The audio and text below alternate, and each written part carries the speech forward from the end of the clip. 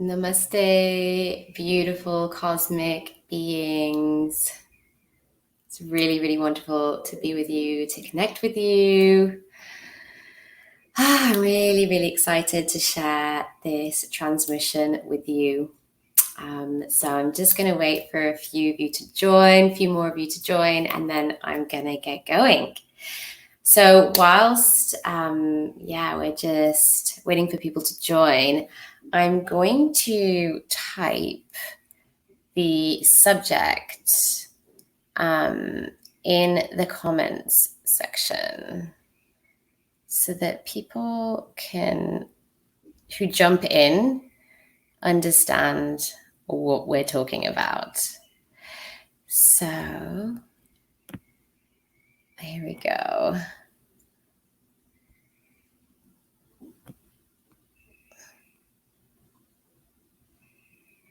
So I have sent that through on Instagram, and those of you that are watching on Facebook will already see the title of this session today. So I just want to make sure that everyone is in the picture of what we're going to be diving in today. Okay, so this transmission is all about breaking the cycle of self-neglect.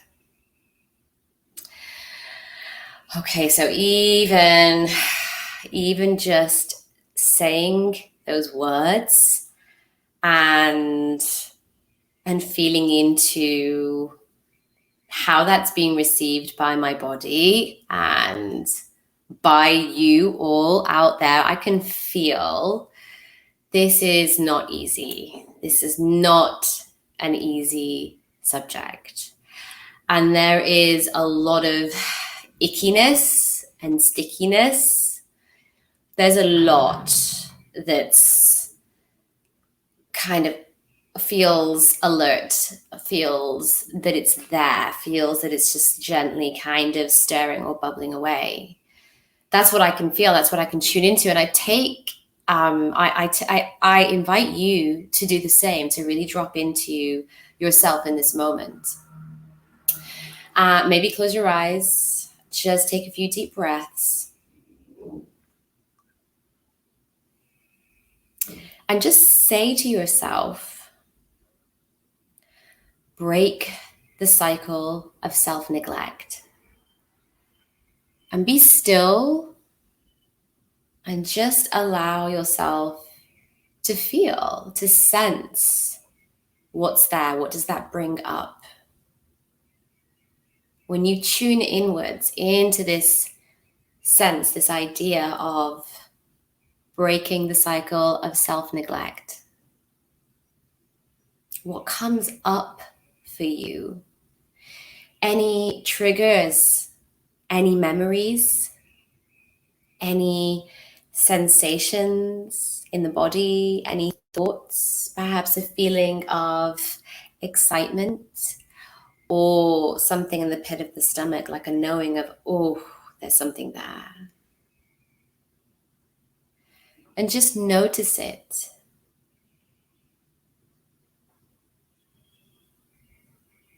And acknowledge what you notice, acknowledge what you feel. Because that is very much a part of you. It's very much an integral part of understanding how to break the cycle of self-neglect. Maybe you don't feel that this is an issue for you. Like, I've done my work. I don't neglect myself. That's such a strong word. It's harsh, actually. Like, oh, no, that's not me. But then you go into it and there's something there that just triggers you. There's something that just feels strange or icky or heavy about it. And maybe, just maybe, that's a little bit of a sign from within that there is something there to connect with. That perhaps we've done a lot of the work on our self-care, We've done a lot of the work to make sure we don't get to that place where we're not looking after ourselves. But maybe there's just still something like a residue, something that just maintained. And that little something does have an influence. It has a physical effect. Maybe it's there. So this is my invitation to you. How does this sit with you? Breaking the cycle of self-neglect. How is that influencing your body, your mind, this beautiful technology of your humanness? Because that is the clue that will show you where to take the self-inquiry, where to take the work, and how to fully nail this. So I'm going to get into this now. I'm mindful that some of you might have gone into that reflective state. So if you do, please just feel free to stay there or come out and join all of us in this transmission. And please feel free. Please do, not just feel free. Please send me a message, send me a comment, let me know that you're tuning in. If you have any questions, if there's anything that you want to share, please do, because this particularly is such an important theme and topic. And your experience is crucial to this being alive and relevant as well. So I want to just backtrack a little bit and explain why I chose to do this topic today, and that will lead into some of the things that I'm seeing and I want to talk about, and then maybe towards the end I'll share some practical tips, tools, and techniques.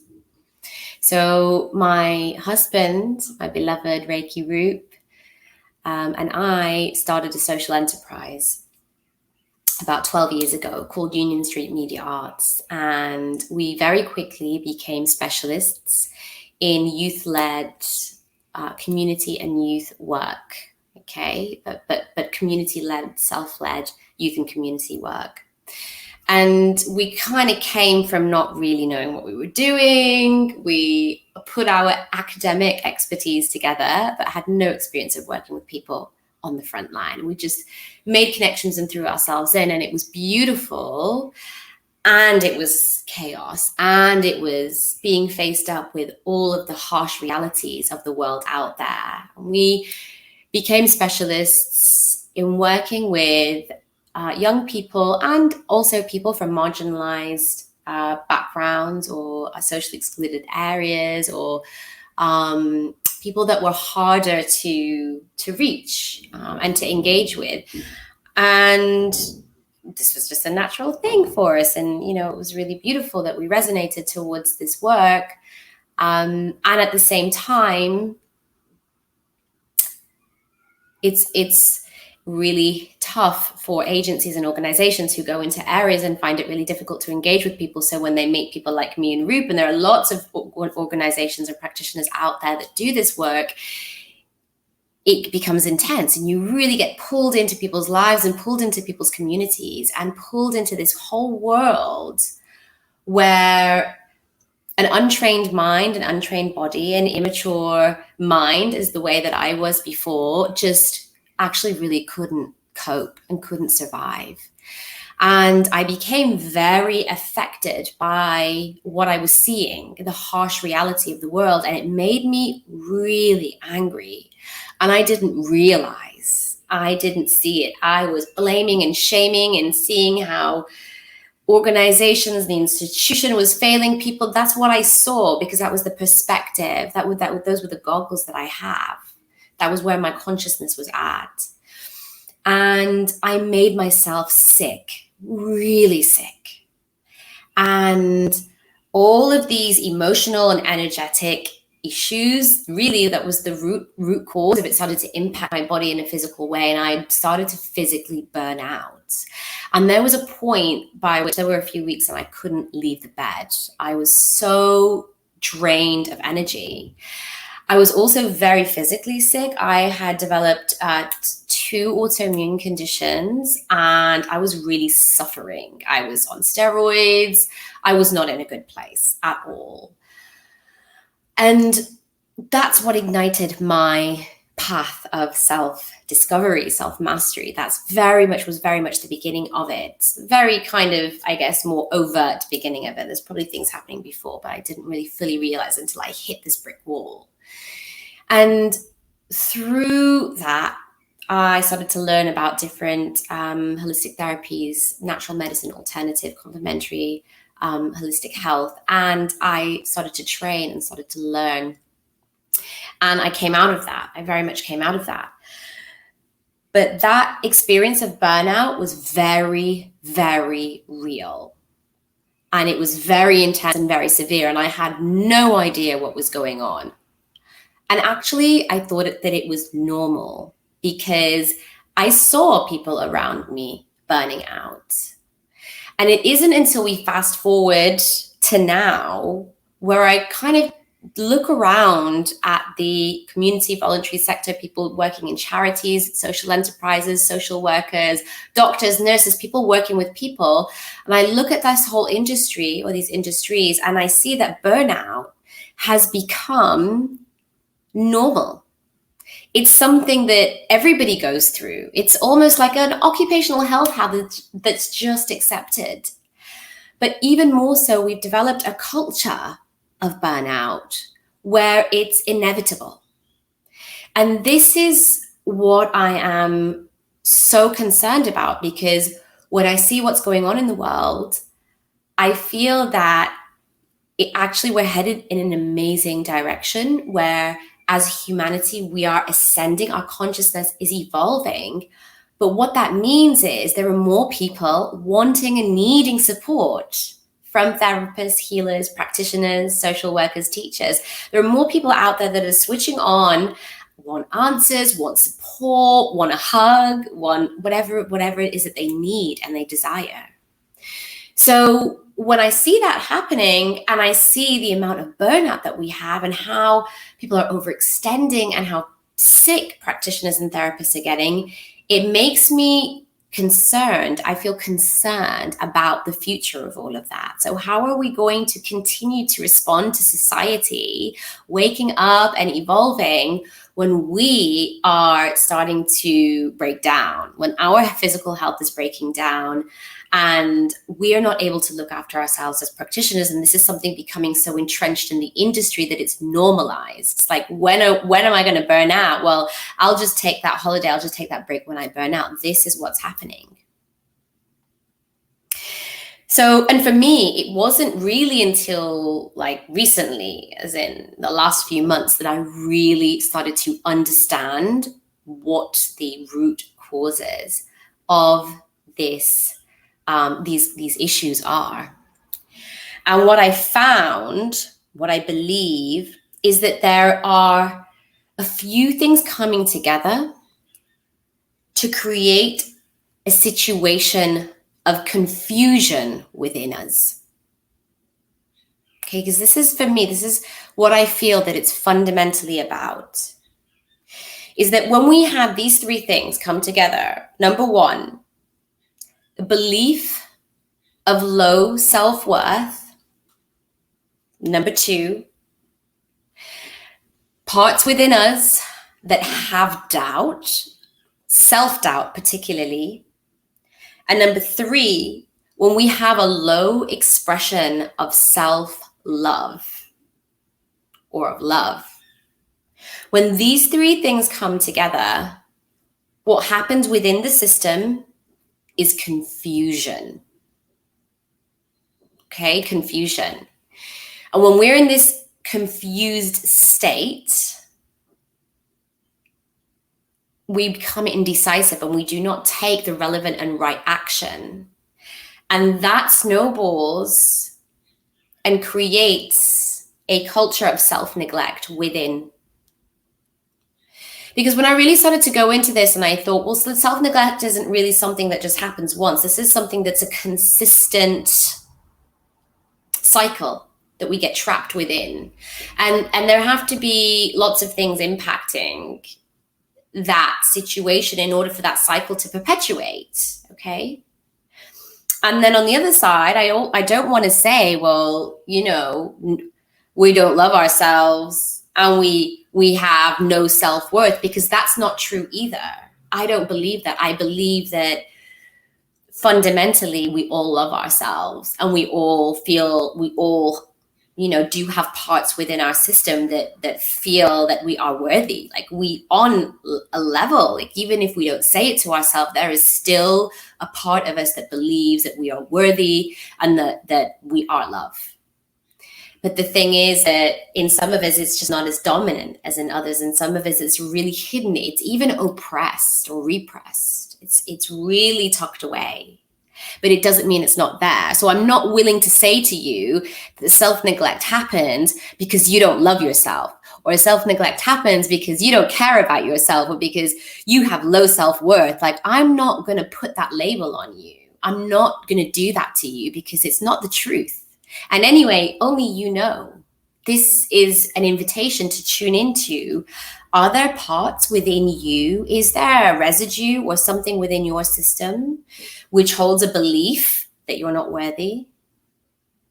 Is there a part of you that has a little bit of doubt, just a little shred of doubt, or a big bit of doubt? Maybe you see it and it's like, whoa, no, it's there. I really see it. It's not little, it's big. And is there a part of you or a residue within you that is, I don't know, finds it challenging to express love for yourself or for others?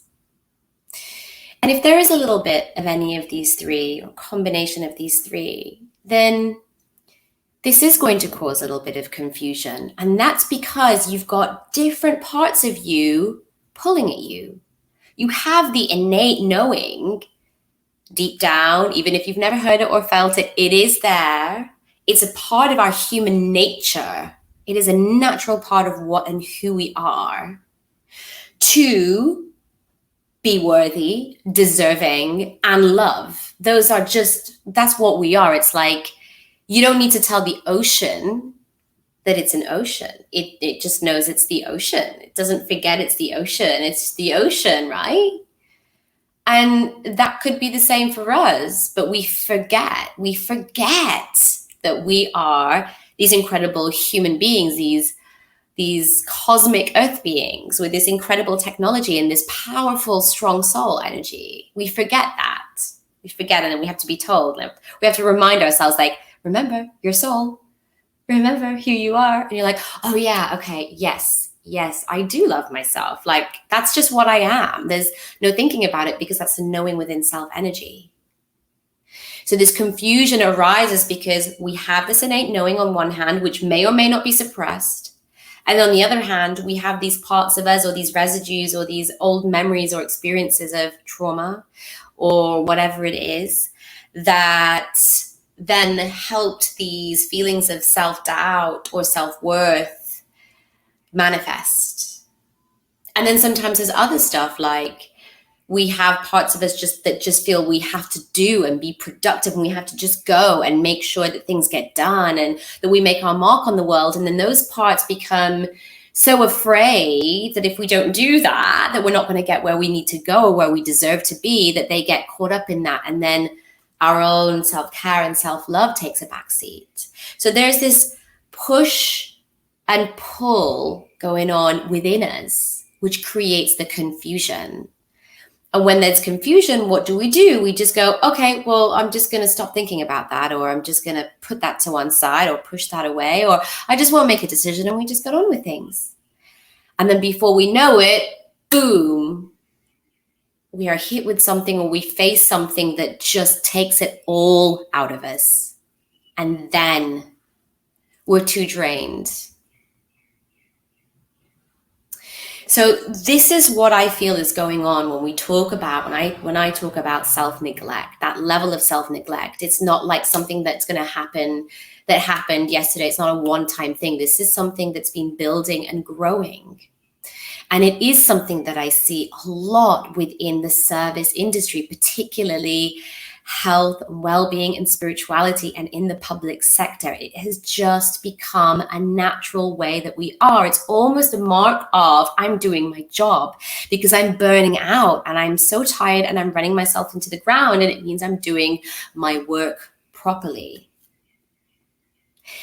Does this resonate with you? Have you seen this? Have you experienced this yourself? I want to know. Like, write me a note, write me a message, send me a comment. Am I on the right track?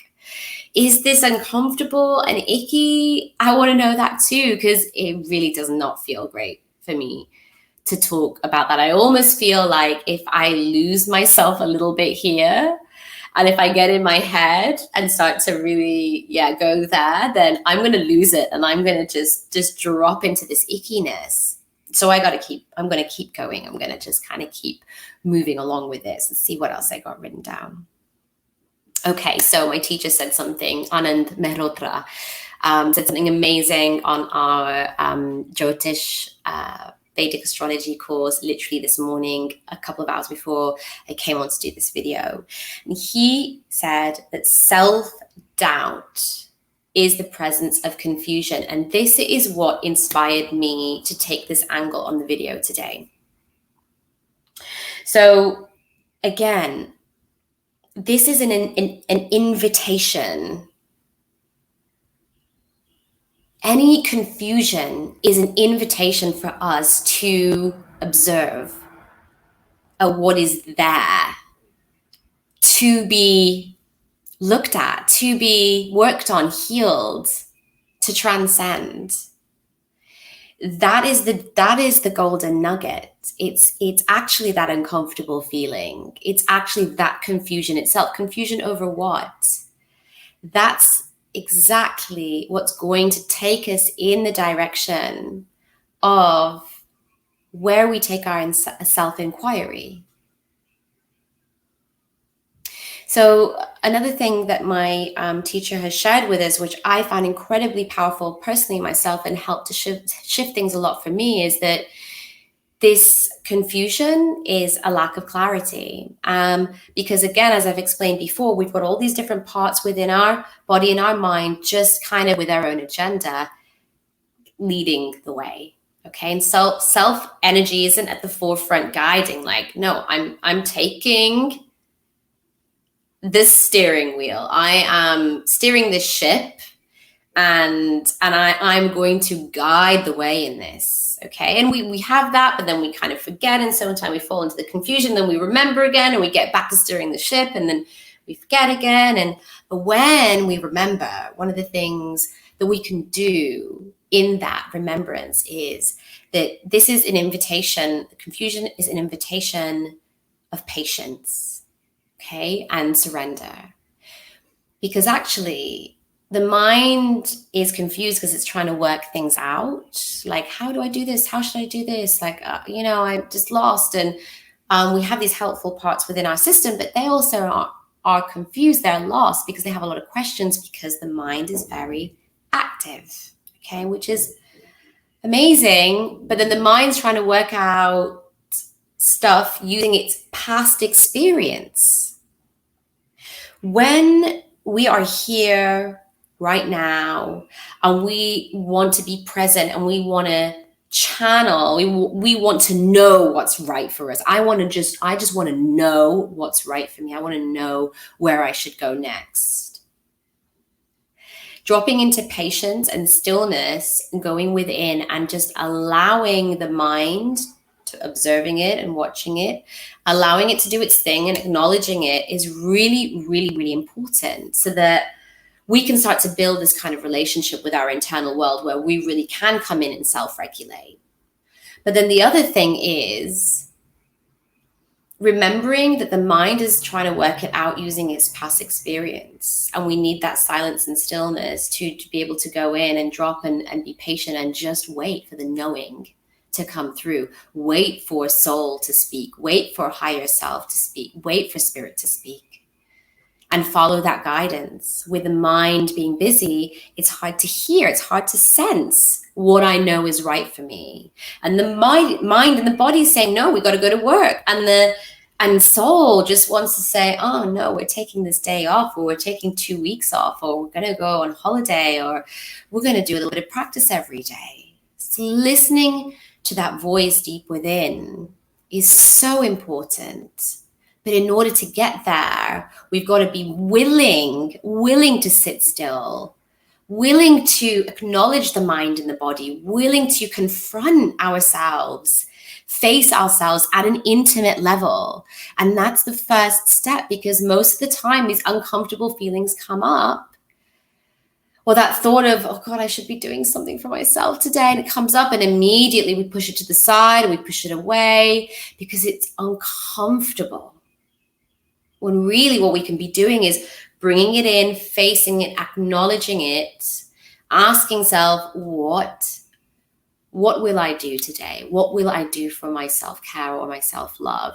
Dropping into that, acknowledging the mind, asking the mind to just allow me to be with this process, and then hearing, just allowing through that clarity, hearing and feeling the body. You will get that answer. Like, I just know, I can feel in my body right now that I've just got to go for a walk. And being that level of intimacy with yourself is what we require to break this cycle of self-neglect.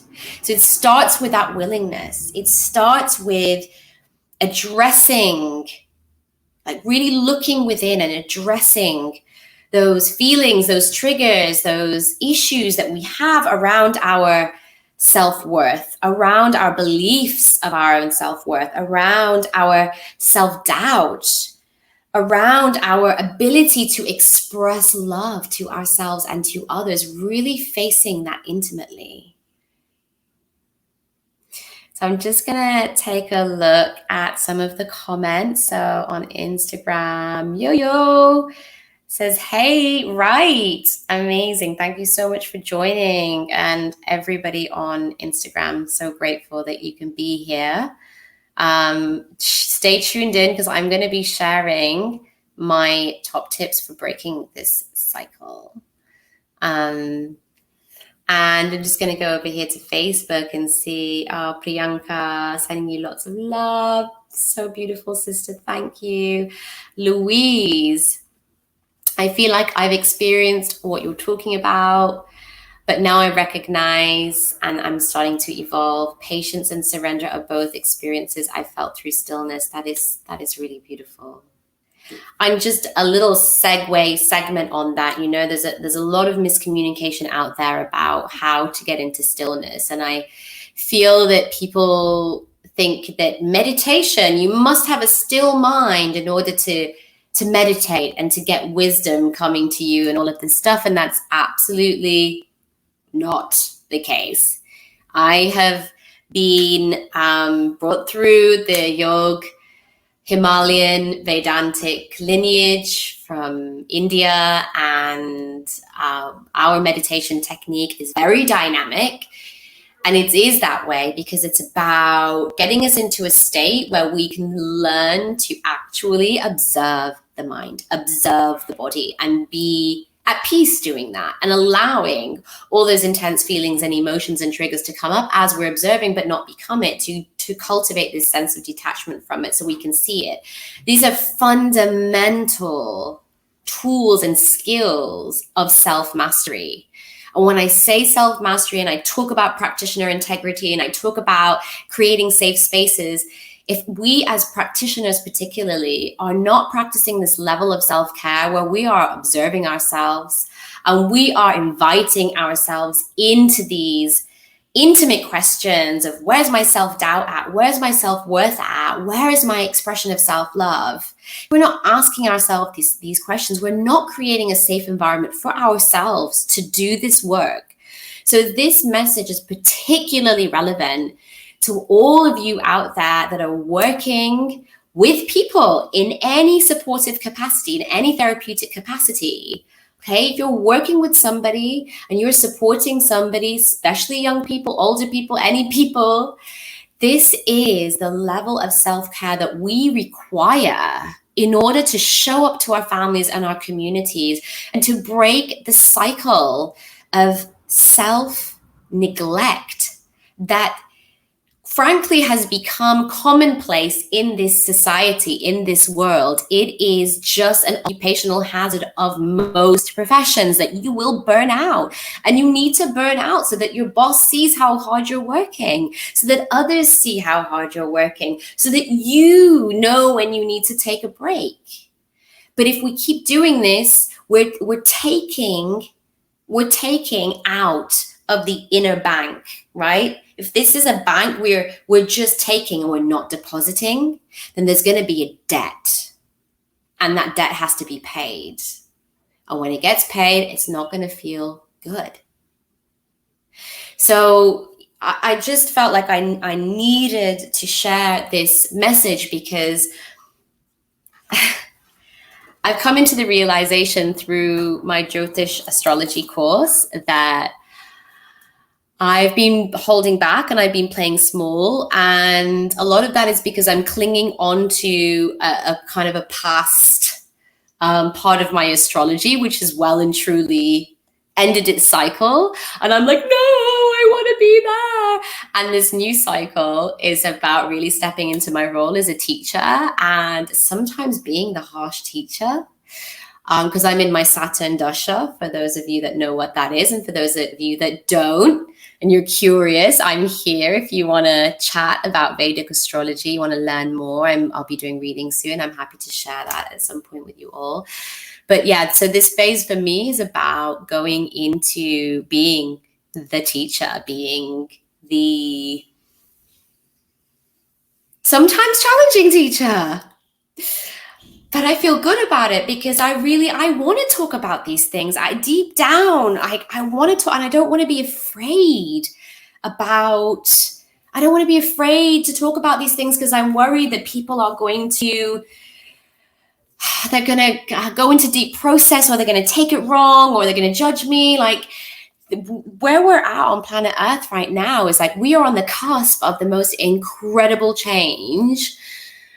And it's massive. I mean, Gen Pop doesn't even really understand fully what is about to hit us. Like, this pandemic situation is totally a ruse. It's a distraction for the real major shifts that are going on underneath the surface. And it's all going to come out soon. But we are going to be needed. Healers, practitioners, therapists, social workers, doctors, nurses, anyone that works on the ground with people. Your time is nigh. You are needed from your community. And so your self-care, your self-love, your self-expression is of utmost importance at this time. So I'm going to move on and share with you my top tips. Before I do, I'm gonna share some comments. So, Yo, I love listening to you. Oh, I love hanging out with you. Fatima, I love your insights. Such a relevant talk. Amazing. Beautiful. So if you're joining now, I am talking about the cycle of self-neglect that is just prevalent in the wellness, public sector, spirituality sector. And this is a start of many, many talks where I'm going to be sharing my commentary, my opinions, my feelings about some of the kind of dodgy stuff that's going on out there. So I wanted to start with this one, because it's really super important, because you're super important, and it's really time that you saw how important and how magical and blessed and incredible and abundant and powerful and strong that you really truly are, and how deserving you are of that level of self-worth, that level of self-love and expression of self-love that is of the highest value. Okay, so here are my top tips for breaking the cycle of self-neglect. So first of all, grounding. Okay, now those of you that are used to watching my videos and on my teacher training programs and online courses and do one-to-one work with me, a lot of this is going to sound really familiar, but actually it all comes down to the same things. But it's really about the combination, actually, of the technologies and the tools that you use, because what's happening is that they're being amplified, okay? They're being like multiplied. So they're not just coming together and then it's like, oh, it's a little bit better now. The impact, it's like, no, it's like 2 times 2 equals 4, okay? So this is amplifying the effects of the tools when you bring and integrate them together. So grounding, releasing, starting to really release that old, dense, stagnant, traumatic, burdened energy, the ancestral burdens, the dense, just the old stuff that's clinging on to your energy field that you picked up from the work that you do, whatever it is, just let it go. And tune into, like, is there a part of you that holds on to that energy? Is there a part of you that wants to still hold on to some of your own stuff? Maybe some of it's not ready to go. I honor that. Maybe some of it's ready to go, but it just feels safer to hold on to it. So there's a whole lot of stuff around this energy that we're carrying. But when we ground, when we particularly go into nature, okay, wild swimming, the best.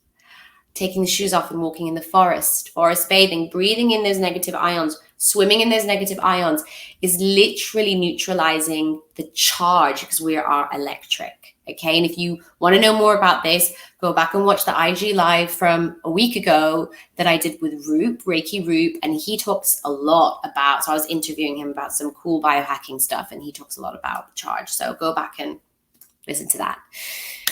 So grounding through the breath, Reiki, energy techniques, using crystals, going into nature, using symbols. There's so many ways, medicines, plant medicines, flower remedies. There's just, you're going to find what you need. Contact me if you want some advice. Second thing, navel center work. So particularly pumping the navel. Pumping the navel is the quickest, most efficient way of just releasing that energy. So every morning when I do my meditation, I do a practice, alternative nostril breathing with navel pumping, with breath of fire. And I do that for 5 minutes. So I do 1.5 minutes inhaling on each side. And that just releases that energy that's in the solar plexus, which is the day-to-day storing of dense energy, stress, anxiety, worry, all that kind of stuff that gets here. Okay. Now, if you're really new to this, okay, you're just gonna, you're gonna do these exercises, but you're gonna do them a bit more gently, and you're gonna maybe just build it up. And also do it consistently, because if you haven't been doing these practices, then you might want to just spend some time clearing this kind of deposit of old stagnant energy that you've got, and then maintain that, But again, I have so many videos on my YouTube channel about, working with the breath and with Kriyas. I have a grounding set that you can do, and I also have an activating set as well, which you can find, which has got a lot of navel pumping in it. So my third top tip is working with the heart. Now, this is a huge whole area, and I'm not going to go into it, but working with the Anahata chakra itself, working with your self-expression, with movement, with dance, with art, creativity, going into nature, doing things that you love doing, you love connecting with. This is what's going to bring you into your embodied soul energy. This is what's going to bring you into love, into bliss and joy. It's through just doing it. Like, people sometimes ask me, like, but how do you transcend and really come into love? And it's like, well, you just do it. You just do something that you love doing. Just do whatever it is, even if it's something really weird, just do it. It genuinely brings you joy and happiness and doesn't involve a lot of thinking. That's the key thing, something a bit more effortless. just do it and do more of it and do it every day and just allow yourself that space and book it in, plan it in, because it's so important. That expression of self-love is a direct relationship to the love that we're able to receive from nature and that we're able to receive and cultivate within ourselves. It's directly linked. So my fourth top tip is to journal, and specifically around gratitude and appreciation. So journal for yourself every morning for 5 minutes what you're grateful for. Really simple. I mean, there's a whole world out there of journaling techniques. I mean, you can just Google it and you're going to find it, or go on Instagram. You'll find people just specializing in journaling. But the most simple thing to do is spend 5 minutes of just speaking to yourself or writing what you're grateful for, what you appreciate about yourself. I'm not just talking about what you're grateful for in the world. I don't want to hear that. I don't want to see that in your journal. I want it to be about you. What do you appreciate about yourself? What are you grateful for about yourself? This is how we start to cultivate this level of appreciation, gratitude, and ultimately love for ourselves. If we don't acknowledge ourselves in that way, that we're missing a really big component of this jigsaw puzzle, because ultimately the parts of our mind and body that have something in the way of self-love need to hear just how amazing we are. Those parts in our mind and body that are like, no, we don't deserve this self-love. They need to hear just how beautiful and powerful and appreciated we are. And that's going to help them to trust, to open up, and to trust enough to allow us to face ourselves a little bit deeply and really do this work. And my fifth top tip is to get support from a trained, trauma-informed therapist, particularly in the field of working on the mind and the self energy. So I practice a modality called internal family systems, and it's pretty much one of the only modalities out there that really puts the self or soul energy at the center of the healing. So it's all about guiding the self to do the healing inside at that level, at that very, very deep inner child healing of old wounds and old trauma, and of really cultivating this relationship, this inner dialogue, this inner relationship with our mind and our body, which becomes a lifelong skill that after the sessions that you have, you embed that within you. You no longer need a therapist because you become your own therapist. So internal family systems, I highly recommend that you maybe try 3 sessions and commit to at least 3 and just take it from there. I see clients and I work with practitioners all over the world that are IFS trained and are ready to take your call. All you have to do is go onto the IFS UK website and check out the directory of all of these incredible beings that are able to support you on your journey to break any remaining residues or cycles of self-neglect. Okay, so I hope that that you got something out of this, and if you're joining at the end, towards the end, please head back and watch this transmission.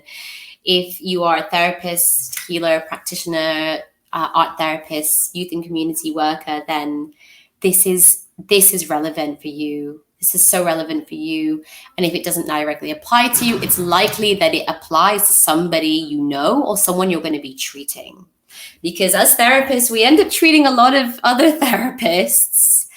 And we need this. We really need this level of awareness and solidarity within the community to be able to see it and compassionately care for others.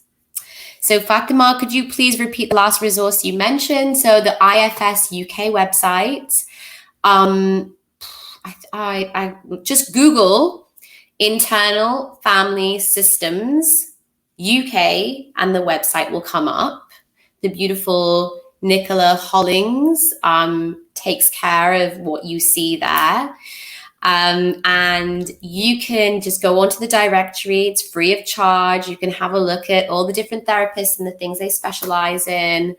And just, you can just find somebody an email or call them.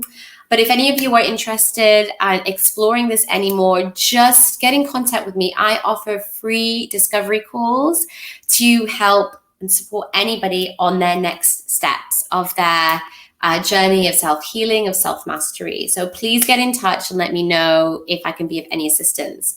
And for those of you that really want to jump into this in a chunky way, you want to come and you want to spend some time with me and learn how to really embody some of this stuff that I'm talking about, I have a day retreat in Manchester in April. It's a little cheeky day retreat. It's very small, very intimate, to kind of keep to some sort of guidelines. But I have just a couple of spaces left. I really, really, really hope that some of you can make it. Oh, thank you so much, Jess. Jess shared on Instagram. She shared the link there. Thank you, my darling. So those of you that want to come and do a deep dive, 21st, Saturday, the 24th of April, it's a full day. It's fully nourishing. It's fully held. It is super transformational. I've already done 3 rounds of these. It's just incredible, incredible work. Deep dive. I really hope that you can make it.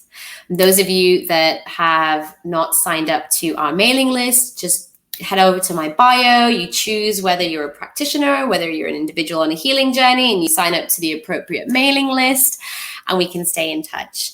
I'm also going to be doing Jyotish, which is Vedic astrology readings, in April, and I have a wait list for those of you that want to be the first to hear about the readings. It's no obligation, but it's just get yourself on the list and then you'll hear about it first, because I'm already inundated with inquiries, and it's going to be a few weeks to get an appointment to have a reading. So please get on that wait list ASAP if you are interested and curious.